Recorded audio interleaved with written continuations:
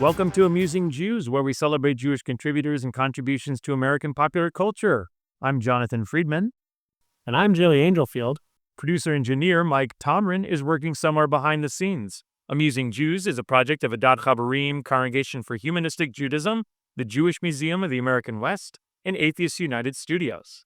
Hey Joey, despite all the advances in modern technology, one of the oldest technologies is still arguably the most important, and that is writing. Writing is fundamental to recording information, communicating ideas, storing thoughts and memories, and, as in the case of today's guest, storytelling. We're happy to chat with Diana Harmon Asher, an award-winning author of the middle grade novels Sidetracked and Upstaged. Her latest novel, Trouble Finds Evie Lefkowitz, is distributed to 9 to 12-year-olds across North America through PJ Library's program for older readers, PJ Our Way. Diana, welcome to Amusing Jews. Happy to be here. You wrote on your website that it took you a long time to get a book published. What kept you going? I've always wanted to write. I started writing for kids when I started having a family, and I was raising 3 boys and sort of started writing, and I sort of discovered this age group as something I wanted to do. I've always been part of a workshop or a writing class, and that's partly what kept me going. Because you get a lot of feedback and you share it with other people, and that helps a lot to have a group. And the feedback I was getting from those people and from rejections. I mean, I have a stack of rejections I have to the ceiling. But they were all encouraging, and they all said, "You write well. This is a good story," but there was always a but. And there were times where I felt like, "Oh, I'll just get a job in a bookstore and read other people's books." But another idea would come to me, and I get started. And once you get started, it kind of carries you along. So I just didn't give up. I don't really know what kept me going. What's your relationship with that pile of rejection letters? Oh, every now and then I'll pull some out because I do school visits, and that's one of the things I do on my school visits is I tell them how, as a writer, you have to be able to accept rejection. It just everybody's going to get rejected, and in life too. There's going to be a sports team you want to be on that you don't get into. There's going to be a choir or any number of things. Honors English, which they never took me for, and being rejected is part of it. So I pulled them out and I put them on my PowerPoint, and it still kind of gives like a little, it's not a pleasant thing to reread those, but now, I did reach the point where someone said yes, and so now I can take it a little better. You worked in subsidiary rights at Doubleday and as East Coast story editor for Columbia Pictures before becoming a mother and a writer. I'm wondering how these earlier professional experiences and motherhood informed your career as an author. Well, that was a long time ago, but part of those jobs involved a lot of it involved a lot of reading, and a lot of writing, trying to write persuasively. Like at Columbia, my job was to gather information and evaluate manuscripts and say, this would make a great movie, this would make a great TV show. So I had to read a lot, it's really the first thing. If you want to be a writer, you have to read a lot, and it teaches you, you just kind of by osmosis realize what makes a good story, what keeps something going, moving forward. And I would have to try to convince them with a memo why I thought this was terrific. So it involved reading and writing. It was sort of writing adjacent. I also got to meet Paul Newman, which was the highlight of my of my 20s. And then being a mother, I mean, when I started my first book, Sidetrack, really was inspired by my son, who was in the resource room, ADD, and he joined the cross country team, and it just changed him and gave him a team and gave him goals, and that's kind of how I started writing Sidetrack. So and just even picking up my kids or being involved with the PTA, I would be around kids all the time and listen to them, kind of remind myself what kids sound like and what they care about. Um, so both of those things, it all adds up. Like every TV show you watch, every experience you have contributes to what you end up putting on a page. Now it's cumulative, which it might be why it took me so long to get something published. Just to circle back, do you remember the circumstances in which you met Paul Newman? They put us on a very high class hallway, and it was in New York City on Fifth Avenue.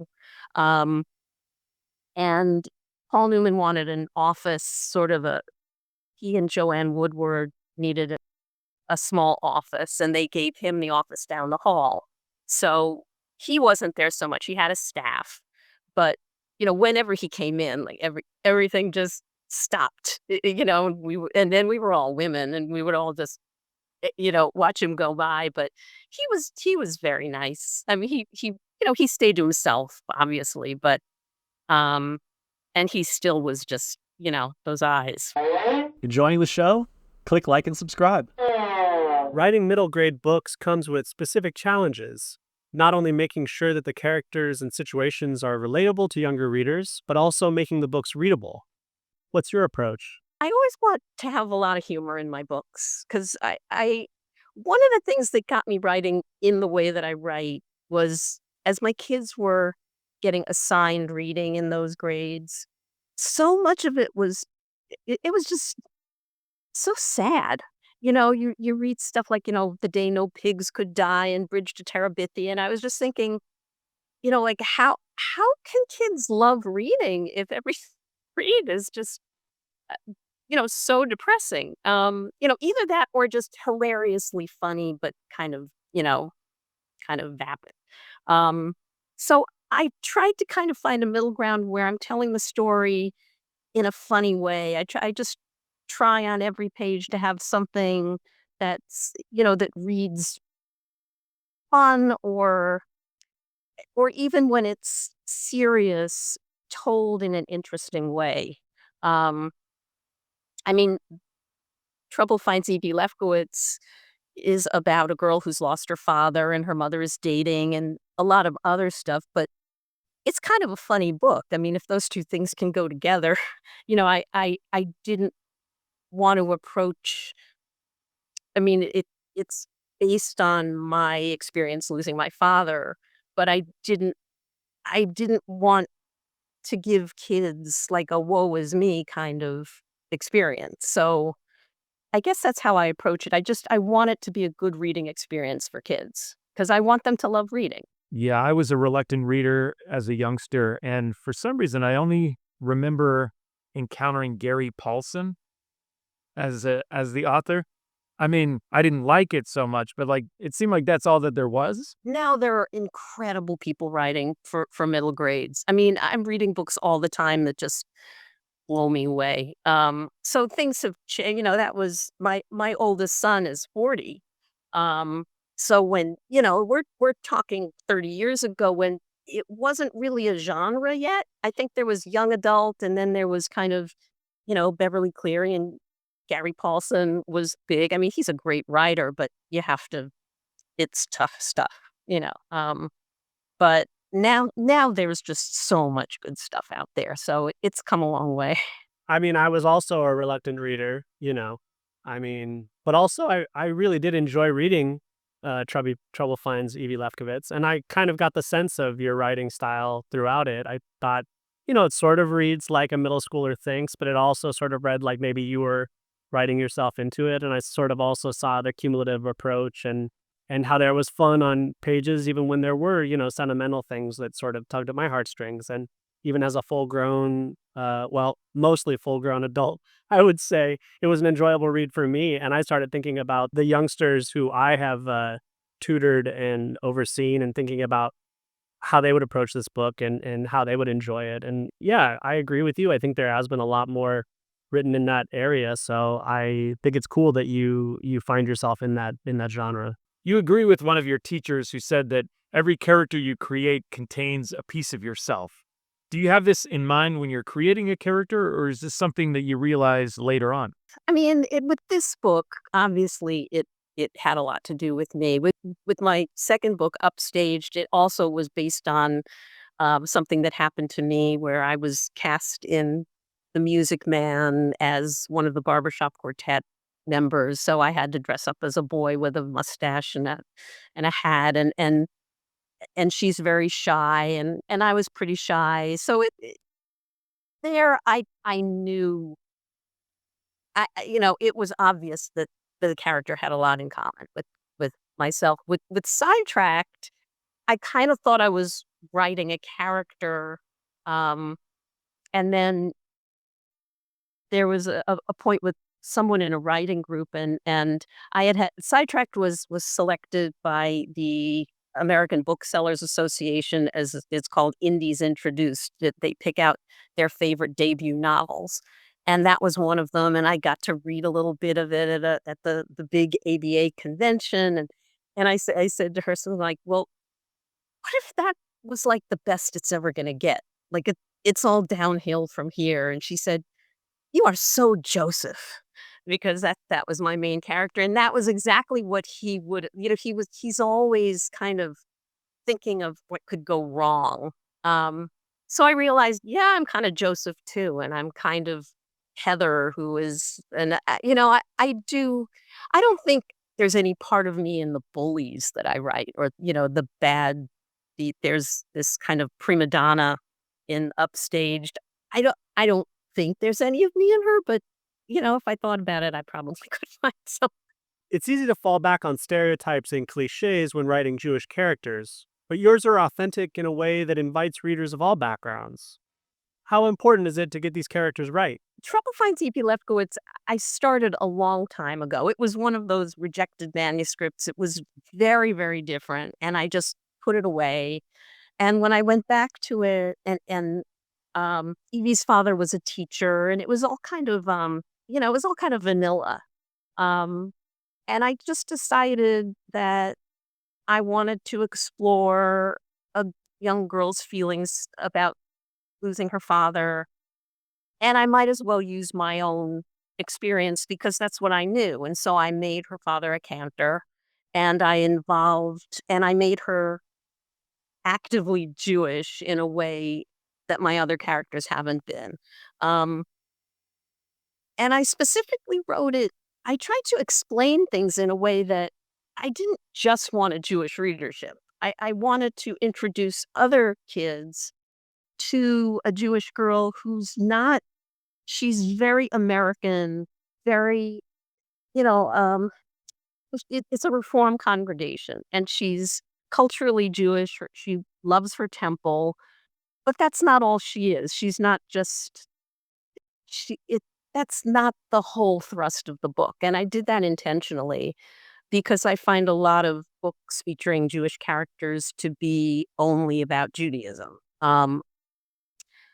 I also, I mean, that TV series, Nobody Wants This. I mean, there's been all this talk because, you watch that and it's like, the mother is just, I, I don't know why they have to do that. I mean, my sons did not marry Jewish women. I adore all of my daughters-in-law. I would never think to have said any of those things to them. Um, so yeah, I didn't wanna do that. I think that just, I object to that. The other thing was my parents were Midwesterners. My mother was from Cincinnati, my father was from Chicago. So I didn't grow up with that, like, New York Jewish, bagel with a schmear kind of thing. It I mean, maybe it's a matter of I don't know, I just don't th I want people to know that not all Jewish people are that stereotype, and that was one of the things I really wanted to make clear in the book. Th So, and her best friend is Japanese American, and the boys she gets involved with, one is Italian Catholic, and that was really important to me. Do you have any favorite scenes from Trouble Finds Evie Lefkowitz? I've really enjoyed writing the scenes between Evie and her mother. Um, because her mother is it's been a few years since her father died, and her mother is starting to date. Um, and I kind of flipped the like, the mother sort of becomes the teenager, and the teenager or the 12-year-old sort of becomes the mother, and, like, "What are you doing? Think about what you're doing. Think about how stupid you look," kind of thing coming from Evie, and the mother sort of feeling a little guilty about it, except she wants some happiness, and there's this guy who's really nice, um, and I tried to and then when she talks to her best friend, Rachel, kind of trying to explain all this, I had a lot of fun with those scenes because I felt like I could really get it's a combination of Evie's embarrassment and also more seriously her grasping that she has to move on. That life is going to continue and her mother's life is going to continue. Um, so those were some of my favorite writing experience. And then there's a whole praying mantis plot that gets fun, that's more fun.